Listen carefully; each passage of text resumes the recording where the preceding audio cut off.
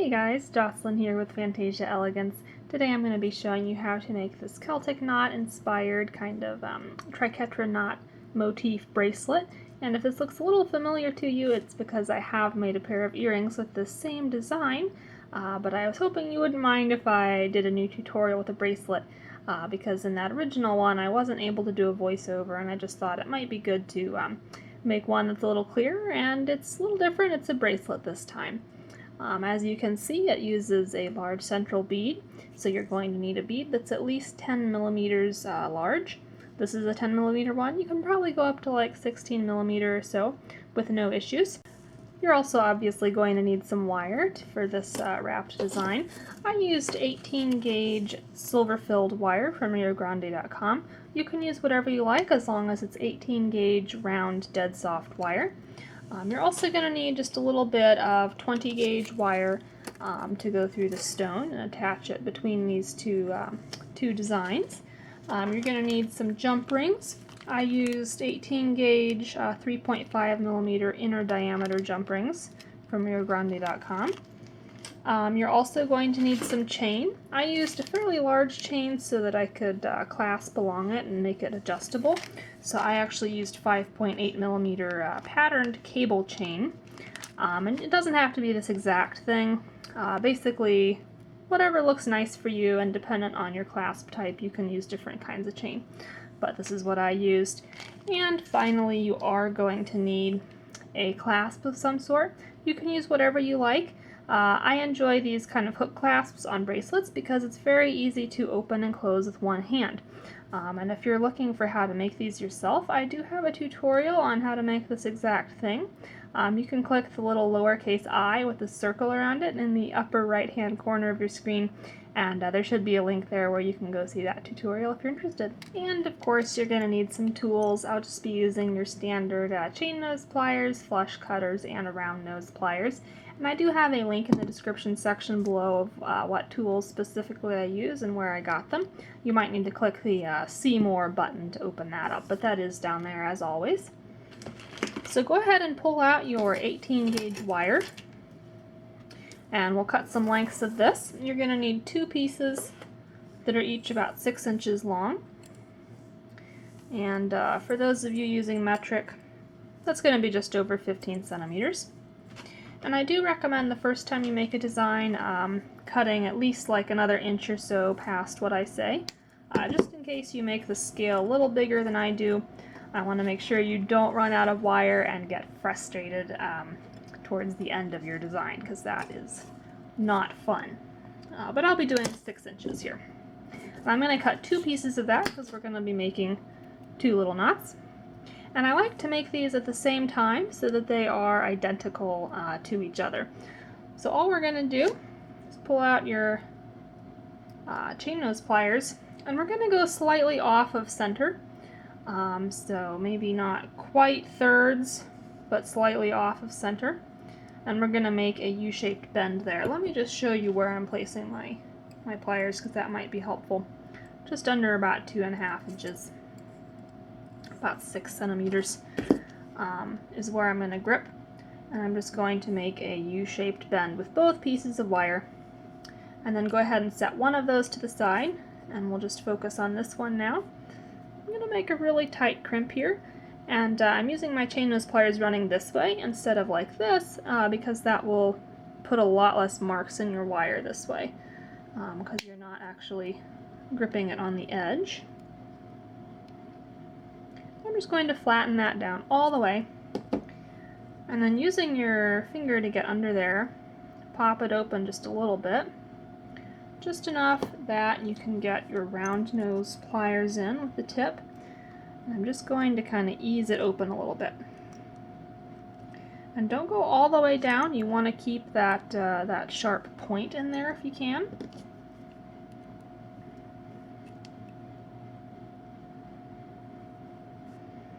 We're kind of looking for that sort of shape.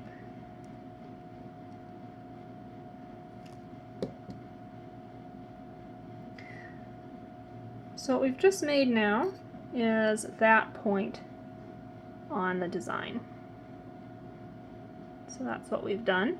So now we're going to start bending both of these.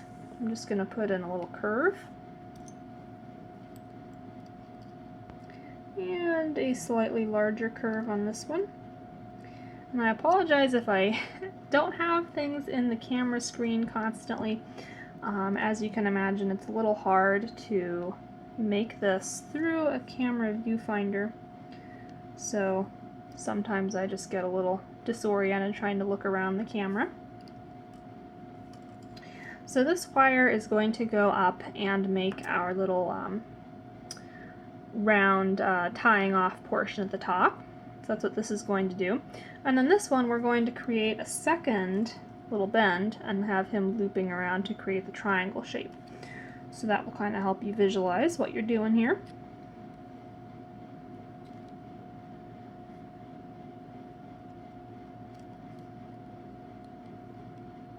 And basically what I'm doing is taking this as a middle point, and so I'm mirroring this curve on this side,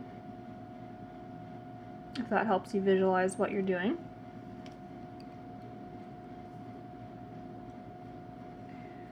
And I'm pretty happy with that, so I'm going to pull out my second piece and do the same thing.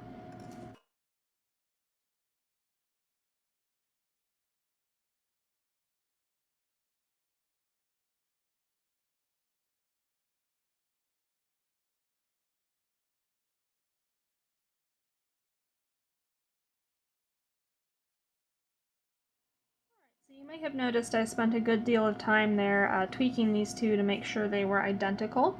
And basically at this point, because they are identical, I'm going to go ahead and nest them on top of each other so that I can make the second bend here in exactly the same spot on both of them. So I'm really going to be eyeballing this. Basically what you want to do is envision this wire looping up right along here. And as I visualize that being symmetrical, I can see that we're going to want our bend right around here. So go ahead and grip there with your chain nose pliers.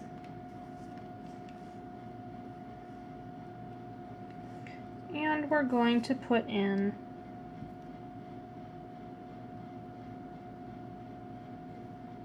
another little U-shaped bend.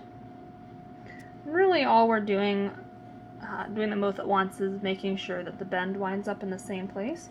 So after you get the basic form of the bend, you can set one of these pieces to the side and just focus on one at a time.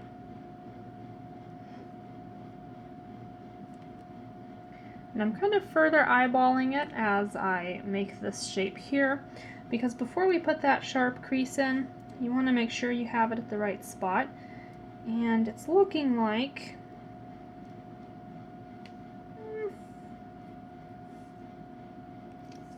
we may want to shorten this end up just a tad.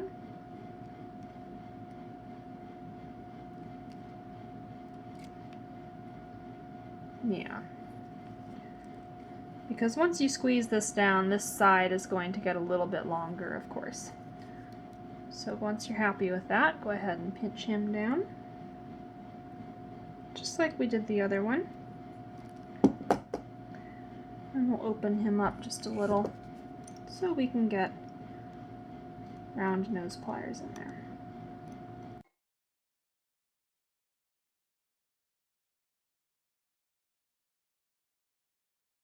Alright, so that's what it's looking like now.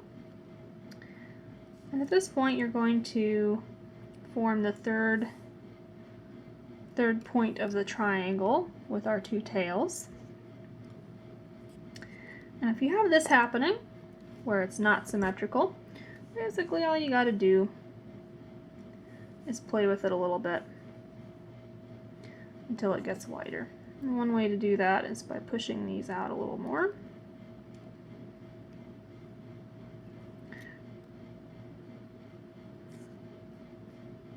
So that's looking more like it.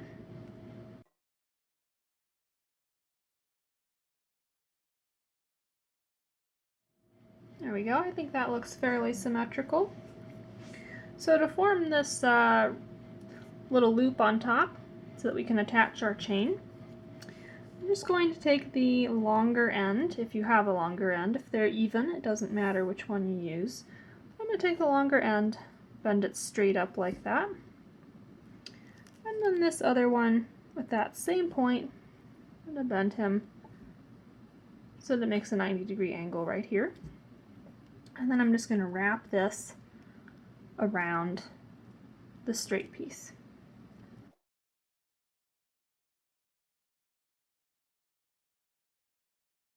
I'm happy with how it looks with just 2 wraps, so I'll trim off the excess wire with my flush cutters here. And make sure you snug down that loose end with some chain nose pliers so it doesn't scratch anybody's wrist. And now you could wrap this around as well. I find that with the 18 gauge wire it's sturdy enough to just do a single loop so that it meets itself and then trim off the excess. But you could wrap this tail around as well if you wanted to. But just for the sake of simplicity, I'm going to trim him off with my flush cutters. And make sure that you close that up nice and tight.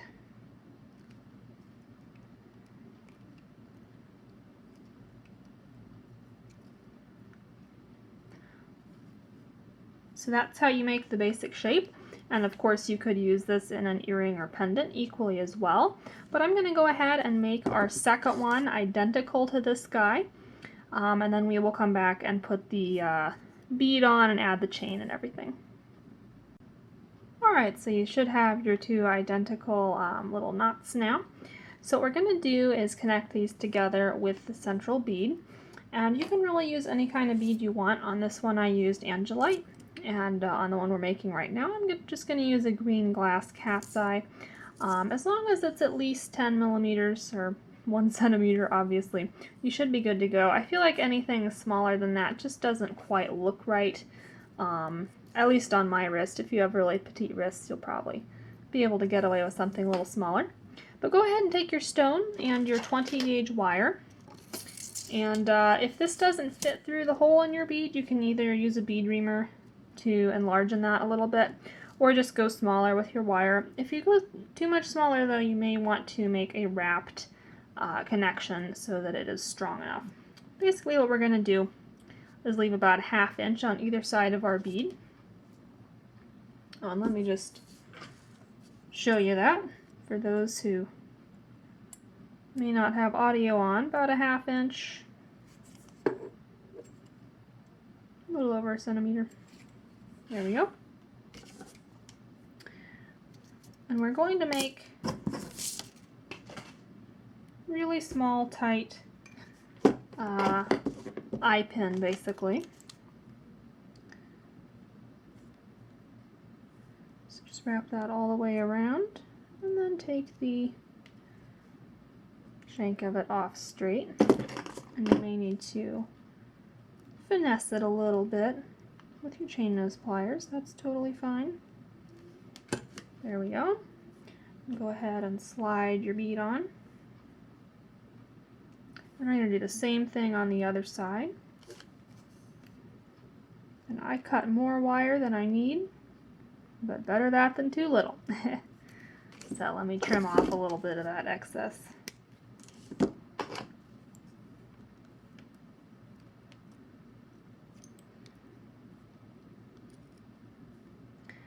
Once you start going around, you'll kind of get a feel for, I cut a lot more than I need.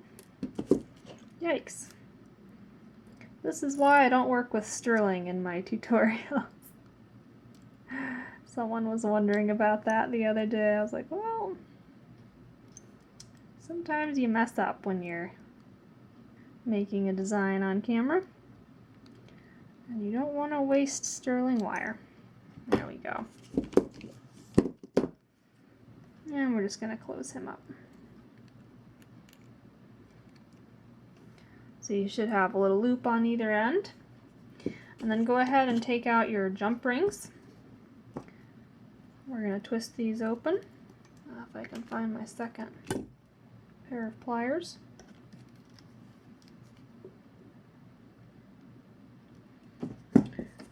what you're going to do is go right at that junction. Make sure you go over both wires, just like that. And then you can slide your bead on there.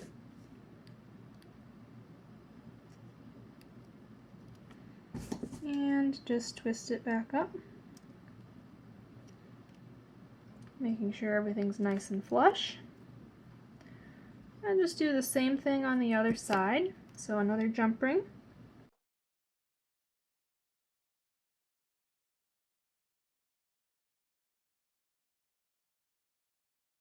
So that is looking a little bit more like our finished product. And you may notice that it hangs at an angle. And if you want to fix that, what you can do is kind of grip at those little loops you made on your bead and just offset them a little bit. And that's a little better.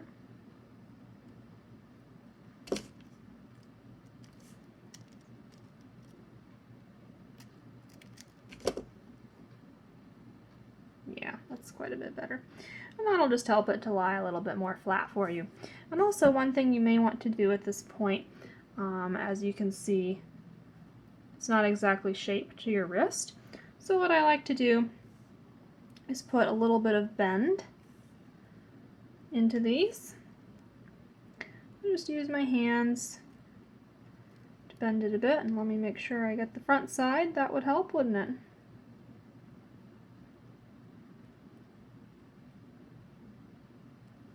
Just so that it follows the natural curve of your wrist a little bit better.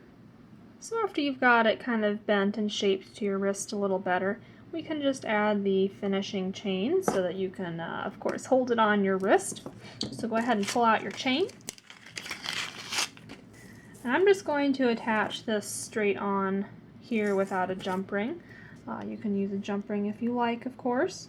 But since we didn't do a wrapped loop here, it's pretty easy to just pop that open. And slide on our chain link and close it back up. Now if you're making this for yourself, it's pretty easy to just lay it on your wrist and feel where you want the chain to go. I'm going to hold it with my thumb and kind of bring it around to the midpoint on my, it's hard to show you on the camera here, bring it around to the midpoint while holding it, just so I know like where I want it to close. And then I like to give it about an inch extra, just so it's easier to fasten, and I can sort of wear it higher up on my arm if I want to. So this was my midpoint. I'm going to give it a couple lengths extra. It's maybe about to here. And you can cut off the extra.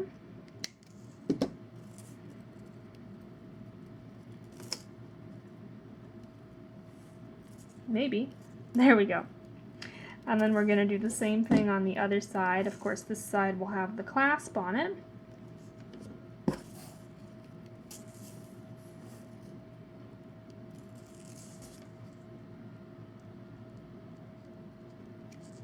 There we go. So again, laying it on my wrist. And this time I'm going to grab with my two fingers back here that length and just bring it together. So I'm feeling with my thumb kind of where it meets this guy. I'm going to mark that link where it's meeting together. And then holding that place, I'm going to pull out my clasp so that I can kind of see how far down. So it's looking like we want to get rid of this link and attach the clasp to that link. Better too long than too short. You can always take off another link if you need to. Put that to the side.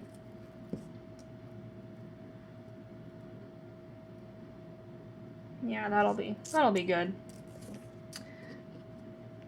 And then I am going to use a jump ring to attach this clasp on here.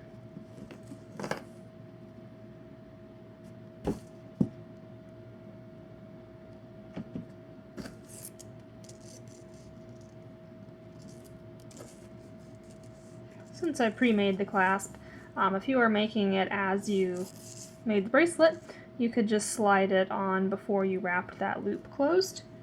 But I already made the clasp, so I'm just attaching it with a jump ring. There we go. So let me see if I can get this on. There we are. So as you can see, that makes it pretty easy to fasten one-handed because you can just loop it over, and removing it is the same thing, you just kind of tug on it. So I think this design is really pretty and quite easy. You can mix it up with the central stone, and of course it would be gorgeous with matching earrings. If you do want to see the length of wire I use specifically for earrings, I'll put the first tutorial I did with this design, I will put the link to that. Again, if you just click the little lowercase I in the upper right hand corner of your screen, it's got like a gray circle around it. That'll show you those videos I've been mentioning in the rest of this. But I hope you enjoyed this tutorial and found it helpful. I hope you can try this out without too much trouble. Please let me know in the comments section below if you liked this, if you need help, and also if you might have ideas for future jewelry tutorials you might like to see. I do take recommendations if it's within reason. Please also do check out my Etsy shop and Facebook page. The links are in the description section below. Sales from my Etsy shop do help me to keep making these free instructional tutorials for you, so I would really appreciate it if you checked those out, and don't forget to like and subscribe to keep getting my videos. Thanks so much for watching, and happy crafting!